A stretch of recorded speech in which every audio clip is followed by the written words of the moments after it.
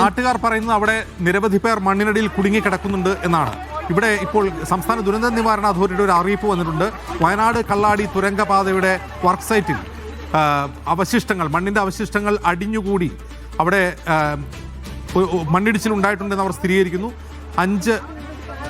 അഞ്ച് പേർ ഹോസ്പിറ്റലൈസ് ചെയ്തിട്ടുണ്ട്. ഇതുവരെ മറ്റ് അപകടങ്ങളൊന്നും, അതായത് മരണമൊന്നും റിപ്പോർട്ട് ചെയ്തിട്ടില്ല.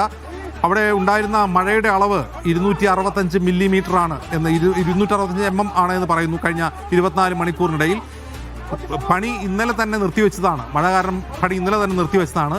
ആ സമയത്ത് അവിടെ ഉണ്ടായിരുന്ന ആളുകളാണ് അപകടത്തിൽപ്പെട്ടതെന്നാണ് സംസ്ഥാന ദുരന്ത നിവാരണ അതോറിറ്റി ഔദ്യോഗികമായി അറിയിക്കുന്നത്. പക്ഷെ നാട്ടുകാർ പറയുന്നതല്ല. ഫൈസലിലേക്ക് വീണ്ടും. ഫൈസൽ, നാട്ടുകാർ എന്താണ് പറയുന്നത്? അവിടെ അപ്പോഴും പണി നടക്കുകയായിരുന്നോ?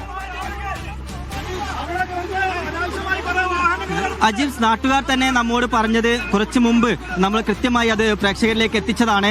ആ പണി നടന്നുകൊണ്ടിരിക്കുന്ന സമയത്താണ് അപകടമുണ്ടാകുന്നത്. പണി ഇവിടെ നടന്നുകൊണ്ടിരിക്കുകയാണ് എന്ന് ഇവിടെയുള്ള ദൃക്സാക്ഷികൾ തന്നെ നമ്മോട് പറഞ്ഞ ഒരു കാര്യമാണ്. അതുകൊണ്ട് തന്നെ എന്തുകൊണ്ടാണ് ഇത്തരത്തിലൊരു അറിയിപ്പ് സംസ്ഥാന ദുരന്ത നിവാരണ അതോറിറ്റിയുടെ ഭാഗത്തു നിന്ന് ഉണ്ടായിരുന്നത് എന്നുള്ള കാര്യത്തിൽ നമുക്ക് വ്യക്തത വന്നിട്ടില്ല. എന്തായാലും ആ കാര്യത്തിലൊക്കെ വ്യക്തത വരേണ്ടതുണ്ട്. നാട്ടുകാർ തന്നെയാണ് നമ്മോട് പറഞ്ഞത് ഇവിടെ നിർമ്മാണം നടക്കുന്നുണ്ട്. ഇപ്പോൾ ചെളിയിൽ കുടുങ്ങിയ ലോറി, നമുക്ക് ആ ടാങ്കർ ലോറി, അജിത് സൂചിപ്പിച്ച ടാങ്കർ ലോറി നമുക്കിപ്പോൾ ദൃശ്യങ്ങളിൽ കാണാം. അത് മണ്ണിടിച്ചിലുണ്ടായ ഭാഗത്ത് നിന്ന് കുറച്ച് ഇങ്ങോട്ടായിട്ട് ഈ ടാങ്കർ ലോറി നമുക്ക് ദൃശ്യങ്ങളിൽ നിന്ന് വളരെ വ്യക്തമായി തന്നെ കാണാൻ കഴിയും. എന്തായാലും ടാങ്കർ ലോറി കാര്യമായ കേടുപാടുകളൊന്നും തന്നെ സംഭവിച്ചിട്ടില്ല. മണ്ണിനടിയിൽപ്പെട്ട സാഹചര്യത്തിലാണ് ടാങ്കർ ലോറി നമുക്ക് കാണാൻ കഴിയുന്നത്.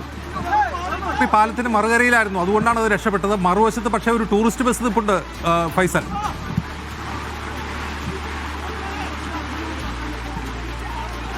അജിൻസ്, നേരത്തെ നമ്മൾ അതിനെക്കുറിച്ച് ആളുകളോട് സംസാരിച്ചപ്പോൾ ടൂറിസ്റ്റ് ബസ്സിന് നിലവിൽ അതിൽ ആളുണ്ടായിരുന്നില്ല എന്നുള്ളതാണ് പറയുന്നത്. എന്താ ആ കാര്യത്തിൽ നാട്ടുകാർ തന്ന വിശദീകരണം, അവിടെ ടൂറിസ്റ്റ് ബസ് അവിടെ ഉണ്ടായിരുന്നു, പക്ഷേ ആ ടൂറിസ്റ്റ് ബസ്സിൽ ആളുകളൊന്നും തന്നെ ഉണ്ടായിരുന്നില്ല. ഇനി ഡ്രൈവർ ഉണ്ടായിരുന്നു എന്നുള്ള കാര്യത്തിൽ അറിയില്ല. ആ കാര്യത്തിൽ ഒരു സംശയമുണ്ട് എന്നുള്ളതാണ് നേരത്തെ പറഞ്ഞിരിക്കുന്നത്. ശരി,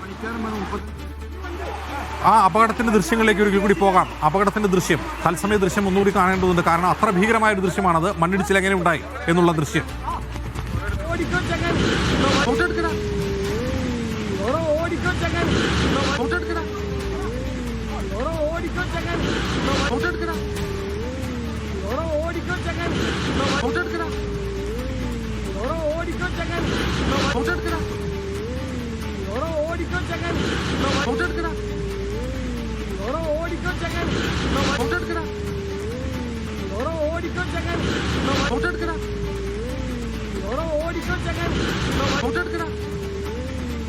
യെസ്, ഇതാണ് അപകടത്തിന്റെ ദൃശ്യം. ഫൈസലിലേക്ക്